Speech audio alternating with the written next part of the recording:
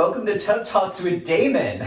My special guest today is Kerry Morris, all the way from Hawaii, visiting the tub in Brooklyn. Hello, Kerry. Welcome. Aloha. So, wrestling fan, Instagram star. You have quite a following on Instagram. I want to talk about that. And welcome to Brooklyn. Welcome to the tub. Thank you. Yeah. It's so good to see you. First time in the tub. Been a long time since I've been back to Brooklyn. Long time since I've seen you. It's been a long It time. has been quite a few years Yes.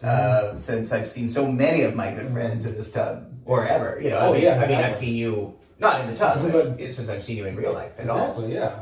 Okay, so Kerry, welcome to the tub. One of the questions I'm asking all of my friends, all of my guests, is what do you like most about your body? My chest. Tell me more. Chest. What do you like about your chest? I don't know. It seems to be one everyone else likes, and Uh-huh. I think it's a good feature. I've worked hard to build it up, and so I think it's just I think it's a good feature. And, Okay. So Now that, if you don't mind, I want to see, because you show on Instagram quite a bit. Beautiful chest. Yeah. Wonderful. And that is something that you get a lot of accolades for. A lot of people say, I've seen a knowledge appreciation for your chest. What is it you like about it, and what kind of feedback do you get?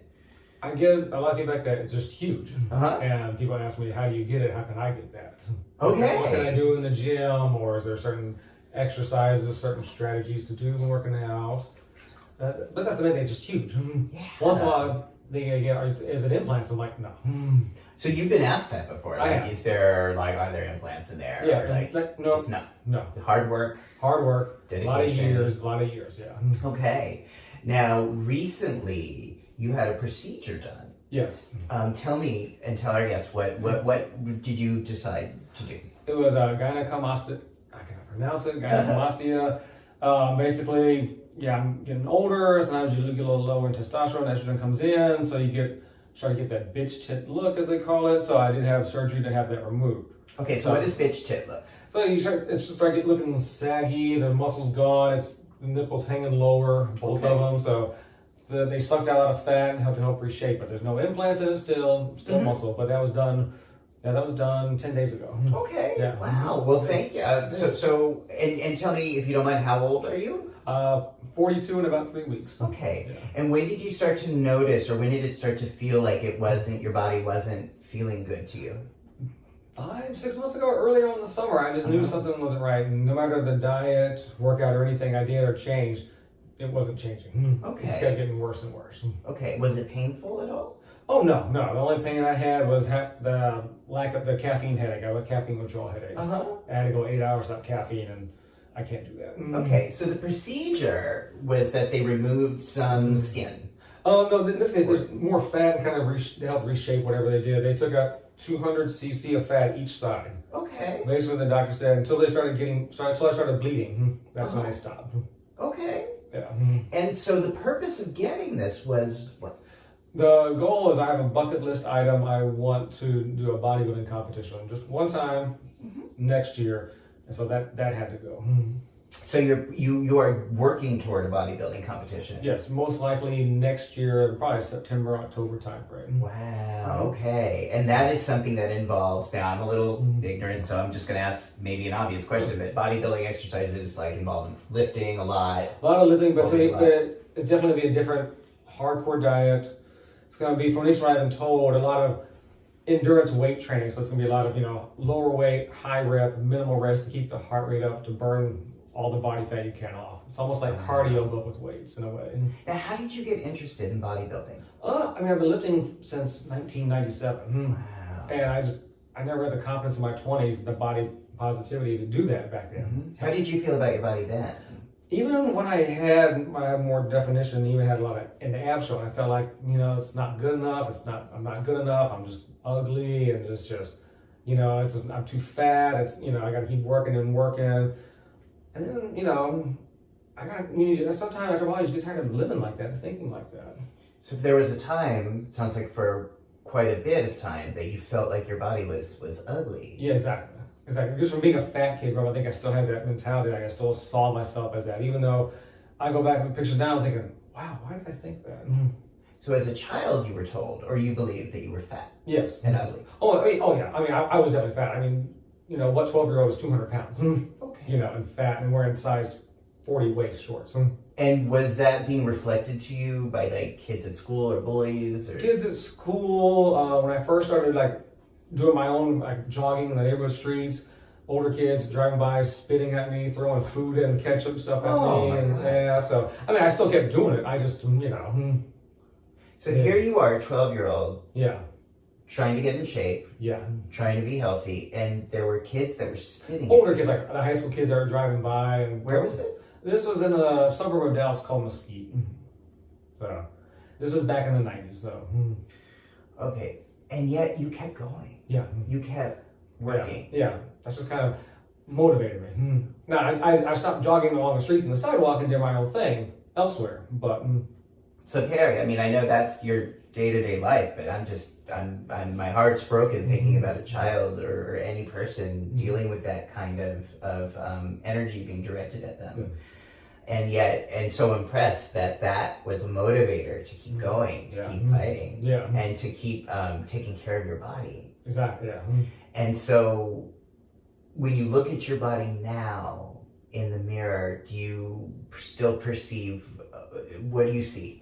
So weird. So about 4 years ago, I finally posted a shirtless pic on Instagram, my first one, and it was nerve-wracking to do that, but it kind of ripped the Band-Aid off a little bit. It said, I got a lot of positive feedback. I was like, okay, and I did more, just like, and it built confidence mentally, and it made me realize that you're never going to be perfect to everybody. How you look. You could have the chiseled 8-pack abs and the veins coming out and everything. Someone's still like, nah, I'm not attracted to you. Right. And you just have to accept that. And I'm like, I still look good. Do I still want to work on things? Of course. When you kind of work out, you're like an artist. You want to perfect certain areas. But you also realize that not everyone's going to think you're the best ever. There's always someone's going to maybe have the bigger bicep or more abs or this or that. It's just always, so it's just like, but be happy with what you are and focus on, did I do better, as cheesy as it sounds, did I do better than yesterday? Did I do better than the day before, and last week, and last month? And if you have a setback, it's okay. You still have plenty of time to catch up and do better. So how did you learn how to appreciate and accept your body as it is? I think part of it was just getting older and just not caring as much, but also just I started posting those pictures and getting the positive feedback. I was like, okay, so, obviously brain's distorted. I'm not the ugly little fat kid anymore. And like, I do look, I can look good enough to go around shirtless. It's not, people aren't going to run away screaming that I know of, at least, And to get in the bathtub with me. That too, yeah. Which, by the way, I know people watch these shows, but they don't realize that, for a lot of guests, this is not the easiest thing to do. Yeah. It takes a lot of courage and body center to be able to do this with me. Oh yeah, because up until years ago, going to a club and never thought I was taking my shirt off at the club. I was like, God no, never would I. Really? Yeah, I never would have thought like, God no, I'm never good enough to do that. Everyone there looks so good and this and that. Like, why would I do that? Because in my mind I'm thinking, I want to get laughed out of the building. So that thinking from earlier was creeping into your adult life. Yeah. That there's, that someone will mock you or judge you for the way your body looks. Exactly. The thing is, people are going to judge you anyway. Right. They're going to talk shit about you anyway, no matter what. So it's just like, when you can finally accept that and be more comfortable in your own skin, you can do that and it's still like, I look good, but I still would like to work this out. I like to change this. I like to do that, but I still look good and have that confidence. That makes a difference. Wow. Nothing wrong with wanting to, I wouldn't mind toning it a little more. I wouldn't mind building this a little more, but I still look good. Now, how do you see that helping you in approaching the bodybuilding competition? Because that is literally being judged on your body. Yeah. Like, literally. Yeah, well, and that's why I think I posted more and more on Instagram, showing less and less, because eventually I'm going to be on stage and next to nothing. Yeah. If I recall from the Arnold Schwarzenegger films, that's you're up there wearing nothing but a tiny little speedo. Exactly. You're covered in God knows layers and layers of spray tan stuff. Yeah. And you're doing these corny poses to music and stuff. And so you got to do that and try to think, I look good, I'm not stupid, doing these corny poses. And you're being judged by people who have, and then I'm doing it as a novice, these people who are probably professional bodybuilders who were in their lifetime, so they're probably super hardcore judging me, and it's just, And why so why do that? Why sign up for that? Why elect to do that to yourself? probably something when I was in my 20s, I wanted to, but never had the confidence. Now I want to do it. Just one time was a bucket list. Wow. So all right. Just do it. You know. All right. So just do it. Like face your fears. Exactly. Head on. Exactly. It's a one-time thing. You know, because I know with the diet, I don't want to do that all the time. That diet. What kind of diet do you have to follow to do that? From what I've seen, I haven't gotten specifics yet. What's going to be tailored for me, but I know it's a lot of very hardcore dieting. You know, low fat, a lot of low carb, lean protein, vegetables. And I think it's very disciplined. Every so often you got to eat something. Wow. So that, you know, I can't have alcohol. I can't go out and do this. You know, so it's gonna be.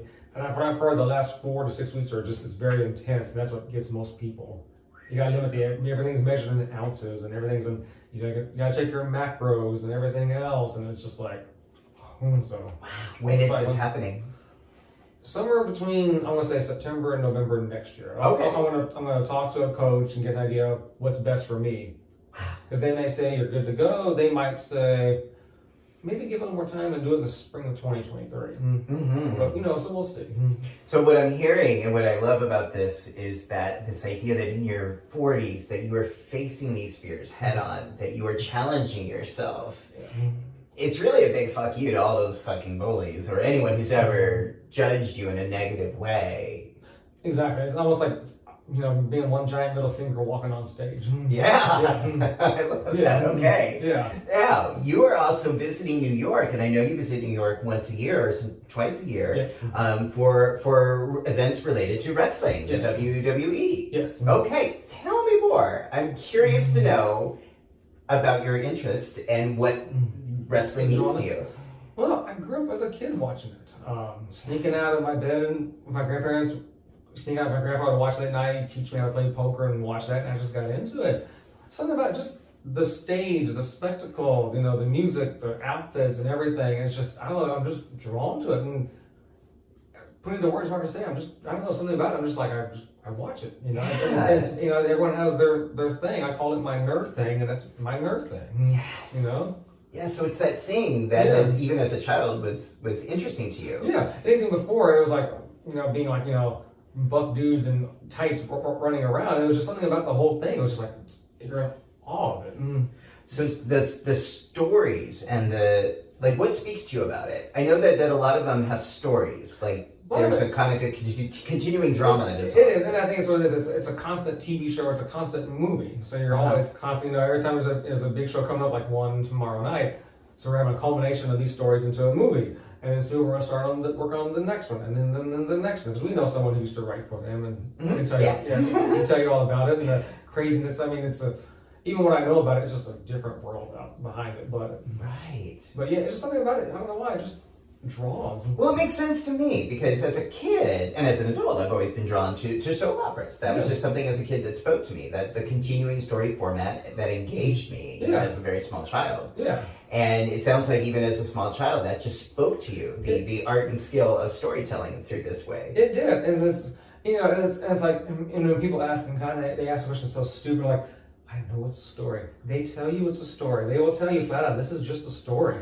It's why it's called entertainment. It's all it is, you know. Yes, you know, that's the E part of the WWE. Exactly. Right? Yes, that's. I can't remember what the W's are for, but I know the E is like entertainment. Yeah, and it's like that's what it's for, and they tell you that, and we all know that. But that's the point. Same thing as you go to a movie, you know it's a story. You go to get sucked in to lose yourself and just focus on this and forget about anything else you got going on. And that's the point. Yeah, it's not obviously it's not everyone's cup of tea, but. Now, for you, with growing up with the messages you did, with the idea that you were not okay physically, or that you were, in your words, fat and ugly, was there anything about the wrestling world that allowed you to escape from that or to be comforted by that? Yeah, I mean, growing up, you know, being a you know, a big old fat nerd, and I have a lot of friends. That was always my go-to. Wow. So wrestling. Yeah. Which is not a place where from what I've seen, a lot of wrestlers are larger in size. A lot of them nowadays, I mean, a lot of them think I am because a lot of them are my size, honestly. A lot of the younger ones are my size. They're not into the drugs and the juicing and stuff. You know? A lot of them are video game nerds. Okay. Yeah. A lot of them, they make their side money doing Twitch videos, doing all about video games and playing video games with fans. And so, yeah. Now, when you go to these events, do you feel like there's a lot of queer people? There's a gay representation? There is a lot more. Our friend, I used to write for him, has a mutual friend that some of the women wrestlers like took part in like his wedding or like sent videos and stuff, keeping contact. And there's a lot of fans you see here and more because it's becoming more accepted to be gay and be there. You know, one of the referees just came out as gay.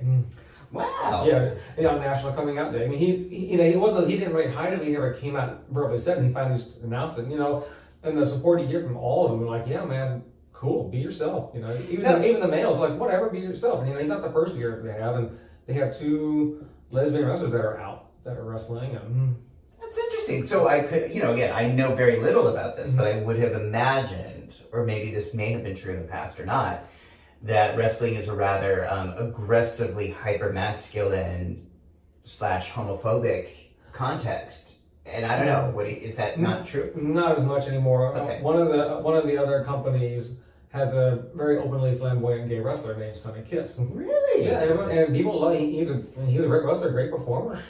And people, you know, they love him, you know? So kids that are watching this now, who may feel isolated or different, can see gay wrestlers or openly queer wrestlers. Exactly, yeah. Wow. It's starting to come, you know, now it's not a whole lot, but you see a little more and more of it, yeah. I love that, okay. Yeah. But as a kid, did you identify, like, did you ever feel like any of the wrestlers were gay or connect with them on that kind of identity level? Not back growing up in the early 80s and early 90s. Not so much. Even the late 90s, not so much. You know, I mean, you know, most was like, honestly, I don't find a lot of them attractive. There are a couple, you know. There was one when I was younger, built guy, huge chest, and that's why I said I want my chest to look like his, because he was an impressive chest. What was his name? He wrestled under the name early on as Marcus Bagwell. Some of the fans may know him later in the 90s as Buff Bagwell. But yeah, built guy, had a huge chest, and he was a hot chest too. Like, I want mine like that. Did you ever meet him in real life?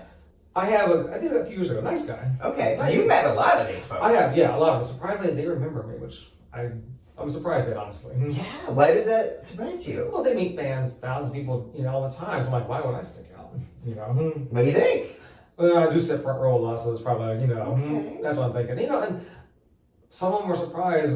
I mean, not to sound stereotypical, but, you know, like a few of us that go and sit front row, one of my friends is a doctor, another one's, you know, has a master's, another has a PhD, I have a master's. And they're just, when the wrestlers hear that, they're floored. Wow. Even though a lot of them are college educated, they have, one of them actually just got his PhD while he's still wrestling, he is on the side. And it's just, but they're still floored, like, you go and like this and you're a doctor or you're so-and-so? I'm like, yeah, like, wow, mind blown. So people don't associate that with wrestling. You still have the stereotypical, do you live in the trailer? Do you live, you know? Have you ever felt aggression or been called a homophobic name at a wrestling fan event? One time years ago in, of all places, Providence, Rhode Island. Yeah. Well, I think, in person, I should say, when I was walking to my seat, I heard someone yelling stuff at me. Which I'd never been there before. I'd never been to that state before. I'm like, who, how? You don't know me. Anyways, I think you know me.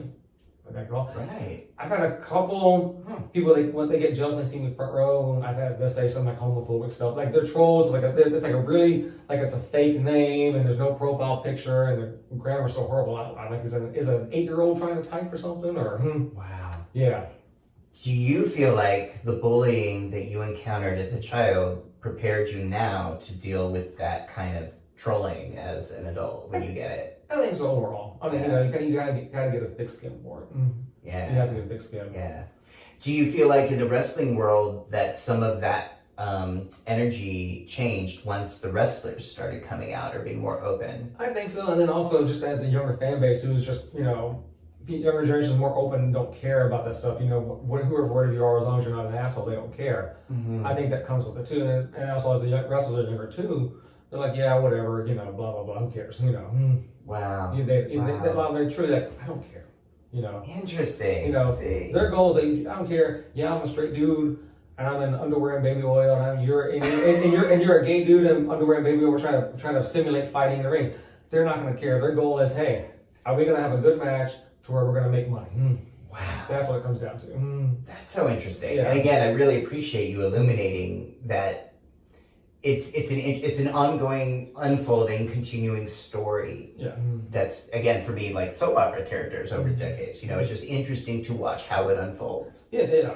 That's fascinating. Oh, Okay. Yeah. So if you're ever, young kids, if you're, like I said, watch on the other company is called AEW, Sunny Kiss. He is their, Sunny Kiss. Yeah. Okay. Check him out. I mean, yeah, very nice guy, very athletic, puts on good matches, and the crowd loves him. Great. Yeah, the crowd loves him. Now, if you could go back to that 12-year-old who was jogging and being abused and called horrible names and say to that 12-year-old one thing, what would you say to him?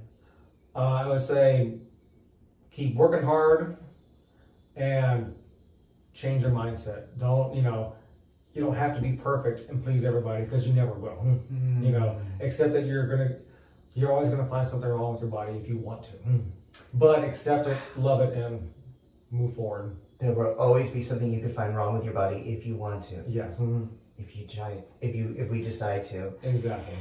Thank you. And I do think for so many people watching and for so many, do you want to sit up a little bit? I think I'm crowding you out a little bit. No. But I think that's really important and relevant for all of us that are looking to improve our lives, to live, to love, to age up in a way that's affirmative and joyful, is to just say, yeah, any one of us can always look in the mirror and say, this is wrong, this is wrong, this is wrong. Yeah.